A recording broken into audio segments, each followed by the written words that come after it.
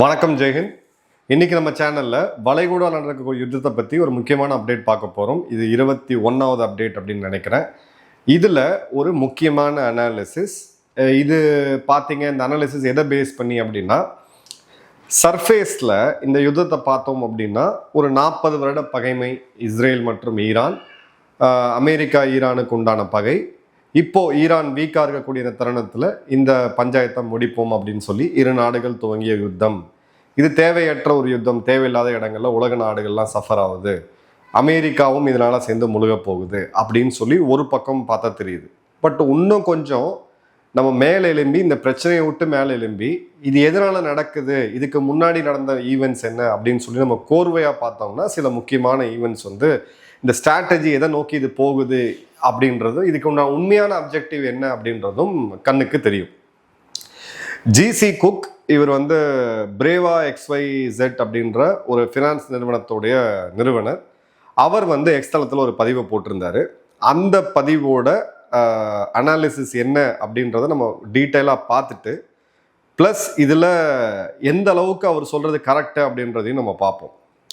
First என்ன சொல்கிறாரு அப்படின்னு பார்த்தீங்கன்னா, இப்போ நடக்கக்கூடியது, அதாவது ட்ரம்ப் 2.0 ஆகஸ்ட்டுக்கு பிறகு அப்படின்னு நம்ம பார்த்தோம் அப்படின்னா, பனாமா அங்கேருந்து சைனாவை வெளியேற்றணும்னு சொல்லி சீனாவை வெளியேற்றினது, கிரீன்லாந்து என்னோடதுன்னு கொண்டாடினது, சைனாவுக்கு ரொம்ப நெருங்கி இருந்த கனடாவை தனிமைப்படுத்தினது, கனடாவோடைய கூட்டாளிகளாக இருந்த பிரேசில், மெக்சிகோ, கொலம்பியா, கியூபா, இந்த நாடுகளுடைய அந்த உறவை சைனாட்டிருந்து துண்டிச்சது, இது எல்லாமே பார்த்தீங்கன்னா அதிரடியாக டேரிஃபை அதிகமாக பயன்படுத்தி ட்ரம்ப் பண்ணாரு.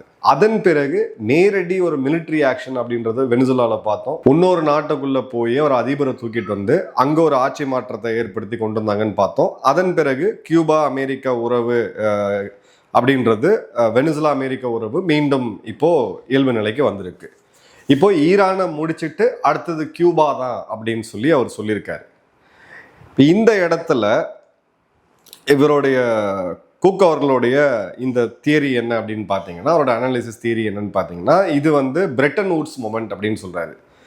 பிரெட்டன் வூட்ஸ் மொமெண்ட் அப்படின்றதுனா 1944 உலகப்போருக்கு பிறகு பிரெட்டன் வூட்ஸ் கான்ஃபரன்ஸ் அப்படின்றது அமெரிக்காவில் நடக்குது.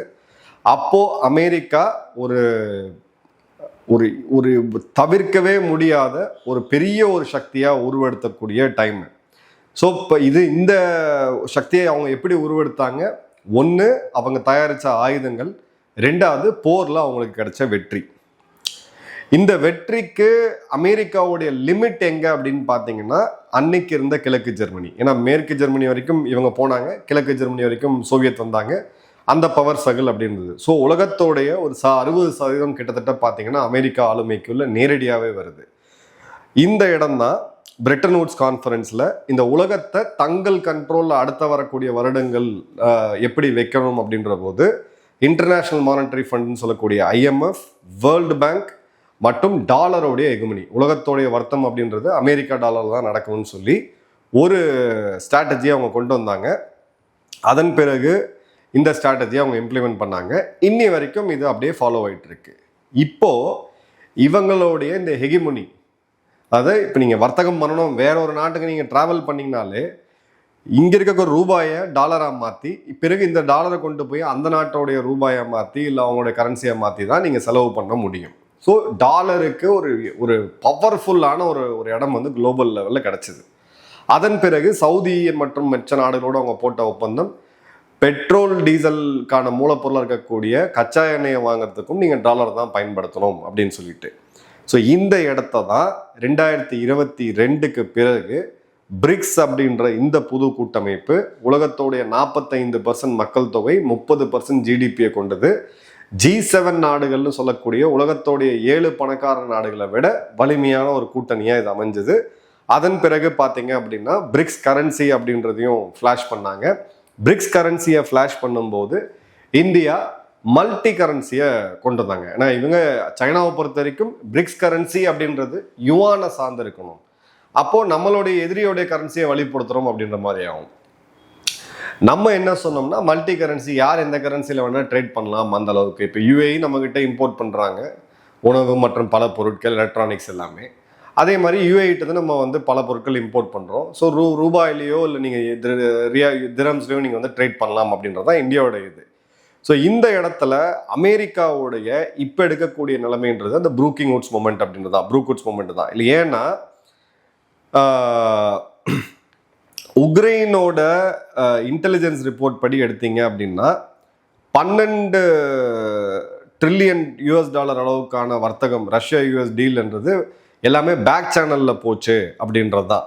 ஸோ இந்த இடத்துல கிளியர் கட்டாக இந்த டாமினன்ஸை அமெரிக்கா ரீட்டைன் பண்ணலை அப்படின்னா வெறும் இராணுவ சக்தியாவோ இல்லை பொருளாதார சக்தியாவோ இருந்து இந்த உலகத்தை ஆள முடியாது அப்படின்ற சூழ்நிலை வருது. அதற்கான துவக்கம் தான் பிரிக்ஸ் நாடுகளை குறி வச்சு நடத்தப்படக்கூடிய இந்த tariff for global supply chain disruption. இப்போ நேரடியாக யுத்தத்துக்கும் நம்ம வந்துட்டோம். ஃபார் எக்ஸாம்பிள் வெனிசுலா, யூஎஸோடைய இந்த வெனிசுலா போனது, அங்கே ஜனநாயகம் இல்லை, தேர்தல். கண்டிப்பாக மதுரோ வந்து பெரிய புனிதர்லாம் கிடையாது. பட் அப்படி அந்த கணக்கு எடுத்தோம்னா உலகத்தில் பல நாடுகள் இன்னைக்கு ஜனநாயகம்ன்ற இருக்கக்கூடிய நாடுகளே அப்படி தான் இருக்குது. பல நாடுகளில் ஜனநாயகமே இல்லை. வெனிசுலாக்குள்ளே போனது அங்கே இருக்கக்கூடிய ஆயில், லித்தியம், கோல்டு மற்றும் ரேர் எர்த் ரிசர்வ். இது பார்த்தீங்க அப்படின்னா ரெஜிம் சேஞ்ச் அப்படின்றது மதுராவை பிடிக்கல ட்ரம்ப்புக்கு. உலக ஊடகங்கள் என்ன சொன்னால் மதுராவை கண்டவருக்கு ஆகாதுன்ட்டு. தனிப்பட்ட விருப்பெல்லாம் எதுவுமே கிடையாது. இது பியூரான ஒரு ஸ்ட்ராட்டஜி. ஏன்னா சைனா கணிசமான அளவு வெனிசுலா தனிமைப்படுத்தப்பட்ட பிறகு அமெரிக்காவுக்கு இருக்க பிரச்சனை என்ன அப்படின்னு பார்த்தீங்கன்னா 90களில் ஒரு பொருளாதார தடையை போட்டாங்கன்னா அந்த நாடு வந்து அமெரிக்காட்ட மண்டிக்கிட்டதை தவிர ஒரு வழியே கிடையாது. பொருளாதார தடைகள் போடப்பட்டு அந்த நாட்டை ரொம்ப நெருக்கி அதன் பிறகு ஒரு யுத்தத்தை செய்வாங்க, ஆட்சி மாற்றத்தை கொண்டு வராங்க. ஈராக், லிபியா, பல நாடுகளை நம்ம பார்த்தோம். ஆனால் 98-99 வாக்கில் இந்தியா மேலே போடப்பட்ட பொருளாதார தடையினால இந்தியாவில் வந்து பார்த்தீங்க அப்படின்னா அன்று இருந்த வாஜ்பாய் அரசாங்கம் ஒரு ஆட்சி மாற்றத்தை சந்திச்சுது. பிறகு ஒரு 10 வருடம் யூபிஏ காங்கிரஸ் ஆட்சியை நம்ம பார்த்தோம். ஆனாலும் இந்தியாவுடைய பொருளாதாரம் வந்து பெரிய அளவுக்கு பாதிக்கப்படலை. இந்தியா வந்து ஒரு ஃபெயில்டு ஸ்டேட்டாக மாறலை. ஸோ அந்த சாங்ஷனுக்கு உண்டான வீரியம் அப்படின்றது கம்மியாயிட்டே வருது. இன்னைக்கு உலகத்திலேயே ஒரே நாடு அமெரிக்க சாங்ஷனை கண்டு அஞ்சாத ஃபர்ஸ்ட் நாடு எதுன்னு பார்த்தீங்கன்னா சைனா தான். ஏன்னா சைனா கிட்ட உற்பத்தி துறையை அவங்க கையில் வச்சிருக்கிறாங்க. ஸோ அப்போ சைனாவை வந்து காலி பண்ணோம் அப்படின்னா சைனாவுடைய உற்பத்தி துறைக்கு மிக மூலாதாரமாக இருக்கக்கூடிய முதல்ல ஆயில், 2வது கோல்டு, 3வது ரேர் எர்த் மினரல்ஸ், அரிய வகை கனிம வளங்கள். ஏன்னா இது 3 தான் சைனாவுடைய மிகப்பெரிய ஏஜ். So Venezuela காலியாச்சு. அதன் பிறகு பார்த்தீங்க அப்படின்னா கனடா. இது ஆல்மோஸ்ட் இது ஒரு போர் எடுத்து கனடா மேலே போர் தொடுத்திருக்க மாட்டாங்க. ஏன்னா கனடா நட்பு நாடு, அண்டை நாடு, கனடாவை சார்ந்த அமெரிக்கா பல விஷயங்கள் இருக்குது. ஆனால் இந்த இடத்துல இன்டெலிஜென்ஸ் ஷேரிங்லேருந்து பல விஷயம் கனடாவும் இவங்களும் ஒன்றா இருக்கிறதுனால கனடா ஒரு மாதிரியா ஒரு பப்பட் அரசாங்கமாக தான் இருந்துகிட்டு இருந்தாங்க. ரொம்ப வீக்கான தலைவர்ஸ் இருந்தாங்க அப்படின்றத பார்க்குறோம்.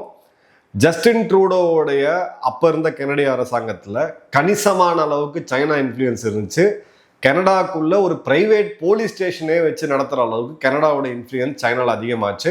அதே மாதிரி ஃபென்டனில், அமெரிக்காக்குள்ளே வரக்கூடிய அந்த ஃபென்டனில் போதைப் பொருளுக்கு மிக முக்கியமான ஒரு டிரான்சிட் பாயிண்ட்டாக கனடா இருந்துச்சு. கனடா அமெரிக்கா பார்டரில் பெரிய அளவுக்கு போச்சு அப்படின்றத பார்த்தோம். ஸோ இந்த இடத்துல ஒரு கான்டினென்டல் யூனிட்டி அப்படின்றது இல்லாமல் இவங்க சைனா சார்பாக போகிறாங்க அப்படின்னு சொல்லி இப்போ கடைசியாக வந்து சைனாவும் கனடாவும் எலக்ட்ரிக் வெஹிக்கிள்ஸை நோக்கி ஒரு ஒப்பந்தம் போடும்போது அந்த வெஹிக்கிள்ஸ்க்கு நான் உள்ளே விட மாட்டேன் யூஎஸ்லன்னு சொல்கிறது சைனாவோடைய கனடியன் இன்ஃப்ளூயன்ஸை கம்மி பண்ணும். ஏன்னா சைனாவை பொறுத்த வரைக்கும் கனடா ஒரு மார்க்கெட். அவங்க வந்து குடியுரிமை பெறதுக்கான ஒரு லாபியை பண்ணுறதுக்கான ஒரு இடம். அமெரிக்காக்குள்ளே போதைப் பொருளை கொண்டு வர்றது, இது எல்லாத்துக்குமே கனடா ஒரு மீடியமாக இருந்துச்சு. ஸோ கனடாவையும் இப்போ வந்து கட்டுக்குள்ளே கொண்டு வந்திருக்காங்க அப்படின்றத பார்க்குறோம். ஏன்னா கனடா மேலே தான் முதல்ல ட்ரம்ப் வந்து டாரிஃப் எடுத்துகிட்டு வந்தார். ஒருவேளை ஜஸ்டின் ட்ரூடோ ஆட்சி மாற்றத்தையும் சந்திச்சதை நம்ம பார்த்தோம். கனடாவும் ஒரு ஆட்சி மாற்றத்தை வந்து சந்திச்சுது. ஸோ இந்த இடத்துல ஒரு கனடாவை தன்னோட ஒரு சகோதர நாடாக இருக்கிறதுனால வெனிசுலா அளவுக்கோ இல்லை ஈரான் அளவுக்கோ இவங்க பெரிய நடவடிக்கை அப்படின்றது எடுக்கலை.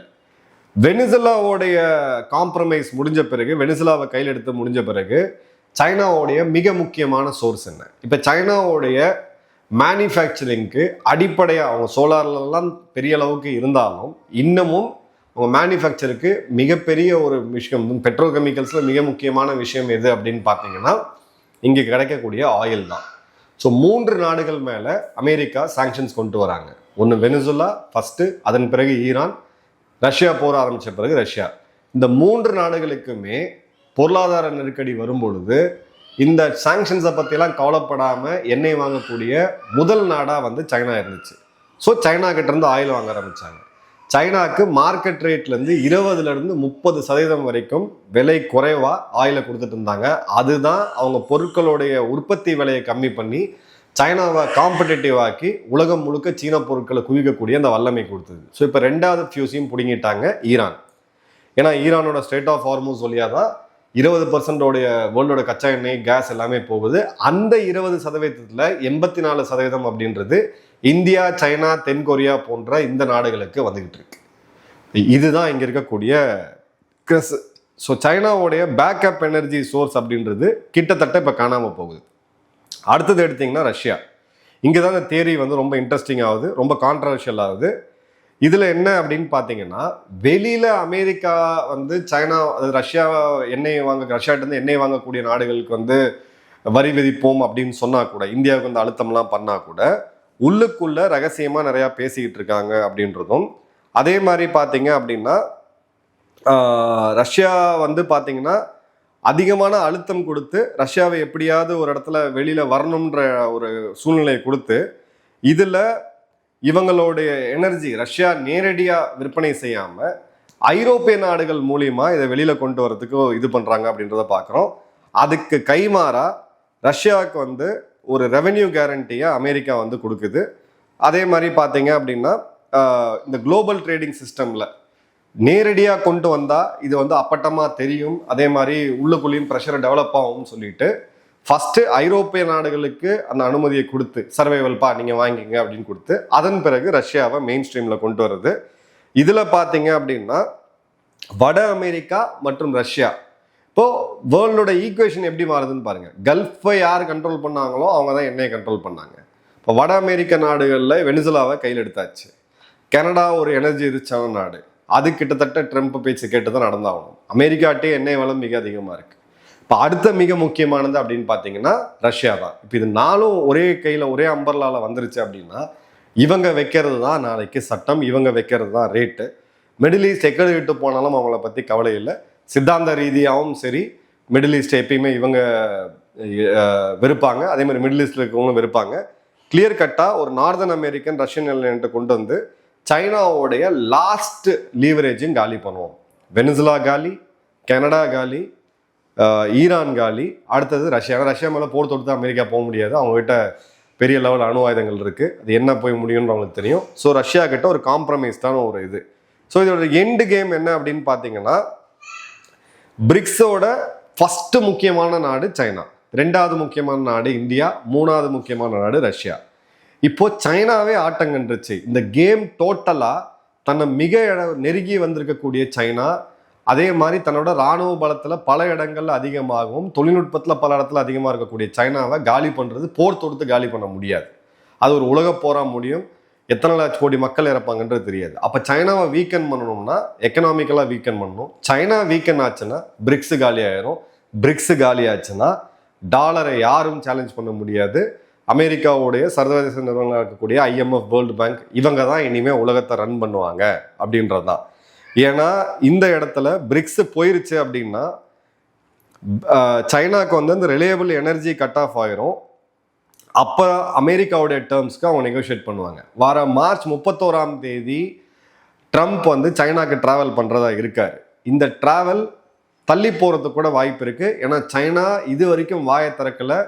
தாய்வானில் அக்ரெசிவாக பறந்துட்டு இருந்த விமானங்கள் சடனாக தாய்வானுக்குள்ளே போகாமல் இருக்காங்க. தென்சீன கடல் பகுதியில் அடக்கி வாசிக்கிறாங்க. ஜப்பான் பக்கம் போகிறதில்ல, கிழக்கு சீன கடல் பகுதிகள் பக்கம் போகிறதில்ல, இந்த சிறு சிறு நாடுகளை மிரட்டுறதில்லை. இது எல்லாம் இந்த ஒரு 2 மாதத்தில் எப்படி நடந்துச்சுன்னா சைனா மேலே இருக்கக்கூடிய அழுத்தம் தான். ஸோ அமெரிக்கா கிளியர் கட்டாக சைனாவை தங்களுடைய டேர்ம்ஸில் நெகோஷியேட் பண்ணி, அதே மாதிரி அமெரிக்கா வாங்கியிருக்க கடனில் அதிகமாக கடனை கொடுத்துருக்கிறது ஃபெடரல் பாண்ட்ஸில் அப்படின்னு பார்த்தீங்கன்னா சைனா தான். அதற்குண்டான வட்டியும் இப்போ அமெரிக்கா ரெடியூஸ் பண்ணுவாங்க. சைனாவுடைய 30 ட்ரில்லியனுக்கும் அதிகம், அமெரிக்காவுடைய 30 ட்ரில்லியனுக்கும் அதிகமான கடனை இவங்க எப்படி திரும்ப கட்டுவாங்கன்னு கேட்டிங்கன்னா, இந்த வரி சதவீதத்தை ஒரு 2% இல்லை 1% குறைச்சிங்கன்னா அந்த ஈக்குவேஷன் வந்து டோட்டலாக மாறும். ஸோ கம்ப்ளீட்டாக டாலருக்கு ஒரு கோல்டை பேஸ் பண்ணி, ஏன்னா கோல்டு அதிகமாக இப்போ சமீபத்தில் வாங்கின நாடு கோவிடுக்கு அப்புறம் பார்த்தீங்கன்னா சைனா தான். ஸோ கம்ப்ளீட்டாக குளோபல் ஃபினான்ஷியல் சிஸ்டத்தை மீண்டும் வாஷிங்டன் அமெரிக்காவை மையப்படுத்தி இவங்களால கொண்டு வர முடியும். இப்போ இதுக்கு நடுவில் 2 முக்கியமான விஷயம், பிட்காயின் மற்றும் ஸ்டேபிள் காயின். இந்த பிட்காயின் ஸ்டேபிள் காயின் எடுத்தீங்க அப்படின்னா, இந்த எனர்ஜி ப்ரைஸ் ஸ்பைக் ஆகும் பொழுது, டிஃபென்ஸ் ஸ்பெண்டிங் ஃப்ளைக் ஆகும்போது, இந்த கேபிட்டல் அப்படின்றது பங்கு சந்தையிலேருந்து நீங்கள் வெளியில் எடுத்தாங்க, முதலீட்டாளர்கள் வெளியேறினார்கள், வெளியேறினாங்க, அந்த பணத்தை கொடுத்துட்டு போய் எங்கேயும் போடணும்னால வீட்டில் வைக்க முடியாதுங்களா. ஸோ பிட்காயின் வந்து இப்போ கிட்டத்தட்ட $2 லட்சம் போயிடுச்சு ஒரு பிட்காயின். நான் 2010 நினைக்கிறேன், அந்த டைமில் 10-12 வாக்கில் இதை பற்றி ட்ராக் பண்ணிட்டு இருக்கும்போது என்னுடைய நண்பர் பிட்காயின் வாங்குங்க அப்படின்னாரு. அப்போ பார்த்தீங்கன்னா ஒரு $17,000 என்னமோ தான் இருந்துச்சு. 8, 10, 12, 17 என்னமோ ஞாபகம் இருந்துச்சு. இப்போ பார்த்தீங்கன்னா $20,000 இருந்துச்சு. இப்போ அமெரிக்காவுடைய எக்ஸிக்யூட்டிவ் ஆர்டர் வராங்க. அது என்னன்னா, அமெரிக்காவுடைய ஸ்ட்ராட்டஜிக் பிட்காயின் ரிசர்வ். நம்ம என்ன பண்ணுறோம், இந்திய அரசாங்கத்தில் கோல்டை வாங்குறோம். எப்பப்பெல்லாம் அந்நிய செலவாணி நமக்கு கையிருப்பு இருக்கோ உடனடியாக கோல்டை வாங்கணும். ஏன்னா அது ஒரு பிரச்சனையான சூழ்நிலையில் விற்று நம்ம வந்து நாட்டை காப்பாற்ற முடியும் அப்படின்ட்டு. இவங்க என்ன பண்ணுறாங்கன்னா பிட்காயினை வாங்குறாங்க.